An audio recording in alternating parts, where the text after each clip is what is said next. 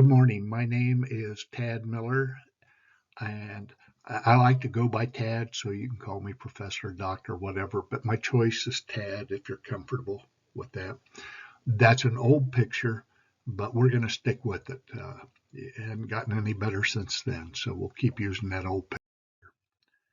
Here's my family. That's Patty. I'll talk about her a lot. That's my older daughter, Christy, and her husband, Kevin. They live in Arlington, Virginia, just outside of Washington, D.C. That's my younger daughter, Lindsay, and her husband, Mike. They live in Costa Mesa.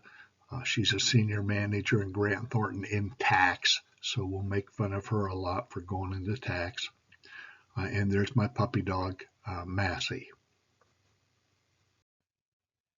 The syllabus, there's 4 things we'll talk about: office hours, textbook, optional extra credit stuff.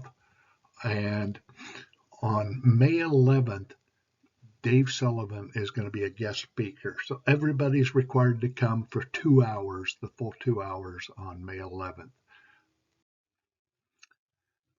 So here's office hours.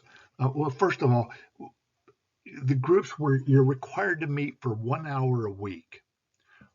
So if you're in the morning class and your last name begins A through L, you're required to attend on Tuesday from 10 to 11.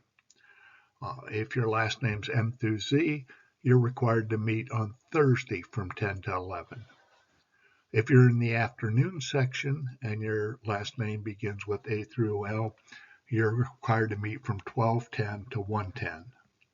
If your last name begins with M through Z, you're required to meet from 12:10 to 1:10 on Thursday. I'm going to have drop-in office hours on Zoom from 9:30 to 10, right before class on Tuesday and Thursday, and from 1:10 to 2 right after class.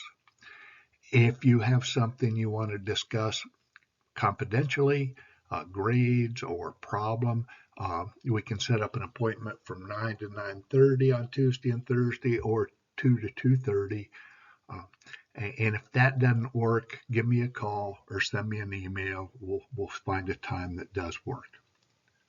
Now, everybody is required to attend for the full 2 hours on test days and on May 11th when Dave Sullivan's speaking. Here's our textbook. We've used it for quite a while. We're on, I forget what Cal Poly calls it, where you automatically get the book. And if you don't want, you have to opt out. So I posted the opt-out dates on the Canvas website. So you'll get, what does Cal Poly call that? Poly Access. So you'll be in the book. You'll be given access to the book. If you want to buy it somewhere else, that's fine. But you have to opt out by the opt-out date. That's on Canvas. Here are the topics we're going to cover this quarter. Now, the optional discussion questions. So each day there's 10 questions, and they have to be completed by 9 o'clock the day we covered on the syllabus. So day 1, I'm giving you an extra time. So rather than being due at 9 o'clock on the 4th, they'll be due at 9 o'clock on April 6th. Similarly, if you want credit for discussion questions for Chapter 2, those will have to be completed by 9 o'clock on April 6th. Now, this is extra credit. So I don't excuse or allow late turn-ins for any reason, right? It's extra credit, so I don't think it's punishing you by not giving you credit. They're 1 point per day, so it's 1/10 of a point per question. I don't know whether it's worthwhile or not. A lot of students do it, and it seems the questions are similar to what we would talk about in class or what would appear on the test. In fact, some of the questions will appear on the test. So I'd suggest you try them and you figure out whether it's worthwhile or not for yourself. Extra credit readings. So I've sent you a list of books that you can read for extra credit. I've got so most quarters, about a third of the students participate in the extra credit reading. They turn in a 1 to 2 page summary to convince me that they read the book. And of the time I've been doing it, I've had one that was less than positive. Students seem to find it's a really good experience. So I encourage you to look over the list and see if there's a book that you might enjoy. Spend some time, go online, get reviews of the book, see how long it is. It's probably not worth the points. This is something you kind of have to want to do, because 15 points out of 650 is not a big deal. It's extra credit. It's true extra credit. It won't go, but I've gotten a lot of positive feedback. So look over the list of readings, see if there's something that you might enjoy or might benefit from, but do it because you want to do it. Okay, here's the dates on the syllabus. Now, I expect you, so my wildest dream is that by class time today, you would have read the codification handout that I emailed to you. You would have read chapter 1 and watched the videos related to day 1. Now, I know there's like 6 videos for day 1. That's unrealistic. I wouldn't want to sit and listen to Tad talk for that long either. It gets better. On the 6th, on Thursday, I will have expected you to have read chapter 2 and watched the videos related to chapter 2. The videos take the place of the traditional lecture. And then when we meet for an hour a week, we'll have discussion. But I expect you to have read the material and watched the video. The third day is a little strange in the fact that you got 3 or 4 pages out of chapter 6 and 2 pages out of chapter 8. So we jump ahead. There's a couple videos related to day 3. And I expect you to have done that before we meet for our discussion group. And then day 4 is pretty traditional. You watch the videos for day 4 and you read chapter 3. That's the last day before the test. There is a module on Canvas for each day. So you can see, and they're all pretty much laid out. There's a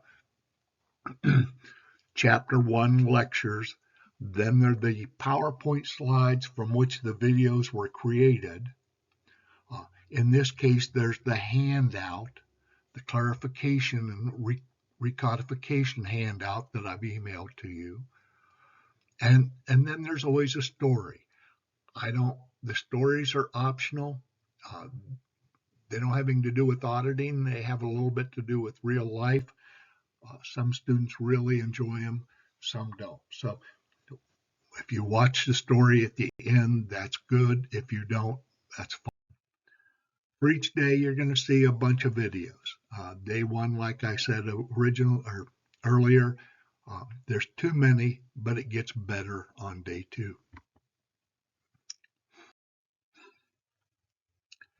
There's a vouch and trace project exercise. I'd have to look at the syllabus. It's not due till like the 3rd week, but I've included it in day 1, so you can. The earlier you do it, the better.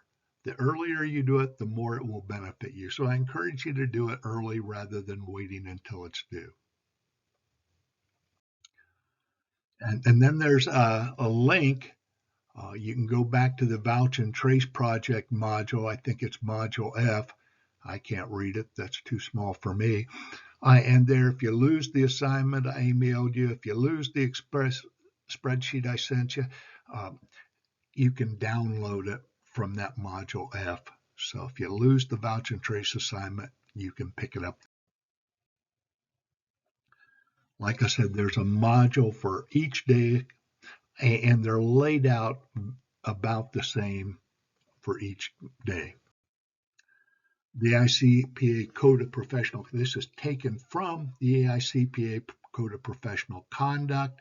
It's definitely not the whole thing. The whole thing's like 216 pages, but this is taken directly from it. And I want to stress integrity. If you want to be an accountant, if you want to be a CPA, integrity is essential to our profession. So think about it. There's a lot of honor and expectation with an online class. But heck, if you don't want to be honest, you don't want to be an accountant. Okay, our profession depends on people being honest and having high integrity. And then there's a place for you to sign it. You don't have to turn it in or anything. Just read it, think about it, and sign it. Now, the discussion questions, or pardon me, the codification that I emailed to you, there's some definitions. These 5 definitions right at the beginning, 200, 315, 500, 700, and independence are, you need to know those word for word. Okay, bingo. There's 5 of them. You need to know them word for word.